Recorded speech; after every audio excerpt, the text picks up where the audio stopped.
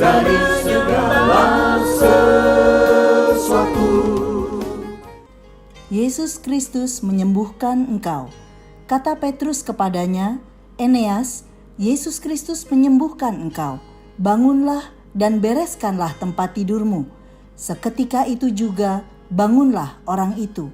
Kisah 9 ayat 34. Sahabat Iktus yang dikasihi Tuhan, ketika seorang berada dalam keadaan sakit, kerinduan tertingginya adalah mengalami kesembuhan. Ia akan berusaha dengan berbagai cara untuk sembuh, bahkan rela mengorbankan apa saja demi mendapatkan kesembuhan itu. Tuhan Yesus menyembuhkan engkau, menjadi jawaban yang memberi jaminan bagi yang sakit, tetapi juga memberi dampak pertobatan bagi banyak orang. Setelah keadaan damai tercipta, pasca penganiayaan di masa para rasul, ayat 31, Petrus menggunakan waktu yang indah untuk berjalan keliling. Tujuannya tidak hanya untuk mengabarkan Injil, namun juga mengunjungi orang Kristen yang ada di Lida, serta mengajar dan menguatkan mereka. Pelayanan Petrus diwarnai dengan penyataan kuasa Allah melalui mujizatnya. Lihatlah bahwa demonstrasi kuasa Allah menjadi pintu masuk proklamasi Injil. 1. Eneas dalam keadaan sakit. Tempat yang dikisahkan oleh Lukas dalam kitab ini adalah Lida. Ini merupakan tempat dalam bahasa Ibrani disebut Lod, sebagai pusat perdagangan orang Yahudi. Petrus mengunjungi murid-murid Kristus di sana dan menyembuhkan seorang bernama Eneas. Nampaknya Eneas adalah salah satu dari orang-orang percaya yang ada dalam persekutuan itu. Ayat 33 mengatakan bahwa Eneas telah 8 tahun terkena penyakit lumpuh. Keadaannya sangat mengenaskan. Ia sakit lumpuh berat, dan mungkin lumpuh total, sehingga ia harus berbaring di tempat tidurnya. Orang lumpuh beberapa kali dijadikan contoh penyataan belas kasihan Tuhan bagi umatnya. Yesaya 33 ayat 23, 35 ayat 6, Yeremia 31 ayat 8.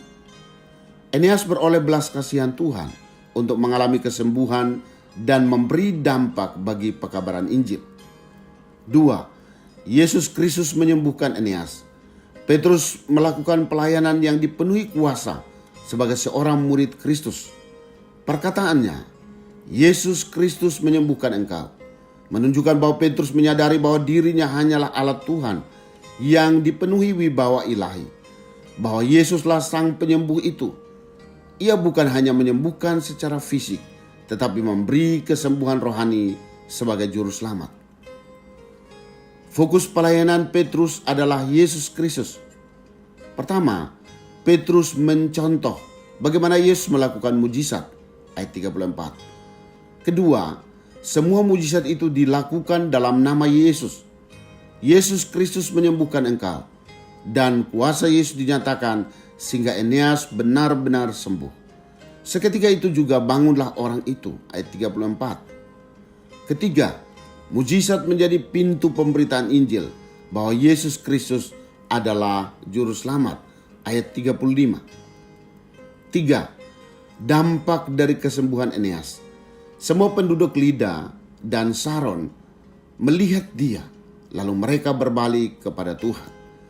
Tidak ada dasar bagi kita untuk berpikir bahwa setiap orang di negeri itu melihat mujizat itu secara langsung. Tetapi Lida adalah tempat yang strategis dalam jalur perdagangan, sehingga berita tentang kesembuhan ilahi dapat begitu cepat tersebar kepada semua penduduk. Yang luar biasa adalah respon dari semua penduduk yang telah melihat mujizat itu adalah berbalik kepada Tuhan Yesus Kristus. Hal ini menunjukkan kepada kita bahwa mujizat atau kesembuhan fisik bukanlah tujuan utama dari sebuah pelayanan, melainkan menjadi pintu bagi pemberitaan Injil yang membuahkan pertobatan. Demonstrasi kuasa Allah adalah pintu proklamasi Injil. Sahabat Iktus, sakit penyakit dapat menimpa siapa saja dalam berbagai usia, tingkat ekonomi, tanpa batas kalangan tertentu, termasuk dapat menimpa kita sebagai orang percaya. Yesus sangat memahami bahwa setiap orang yang sakit merindukan kesembuhan. Karena itu ia datang melalui kehadiran hamba-Nya dan mengerjakan kesembuhan. Seringkali kepercayaan saya kepada Yesus melemah ketika saya berada dalam keadaan sakit. Padahal seharusnya tidak boleh demikian, karena kasih dan kuasa Yesus Kristus tidak pernah berubah. Mujizat kesembuhan di dalam nama Yesus Kristus masih terjadi. Ia menyembuhkan saya agar orang di sekitar saya dapat melihat Tuhan dan berbalik kepadanya dalam pertobatan sejati. Sahabat Iktus yang dikasihi Tuhan, apakah saya sedang berada dalam keadaan lemah dan menantikan kesembuhan dari Yesus Kristus? Hal apa yang seringkali membuat saya kurang mempercayai bahwa Yesus Kristus sanggup menyembuhkan? Sudahkah saya memahami bahwa mujizat bukan tujuan utama, melainkan Ia menginginkan orang berbalik kepadanya? Tuhan Yesus, saya bersyukur karena saya telah memiliki kepastian keselamatan di dalam Engkau.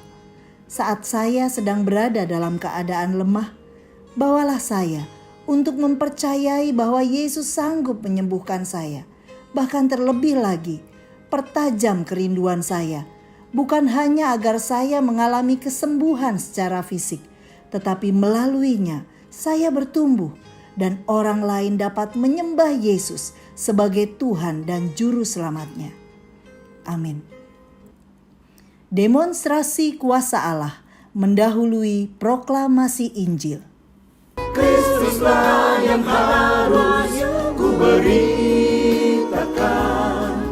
hingga datangmu Kristus.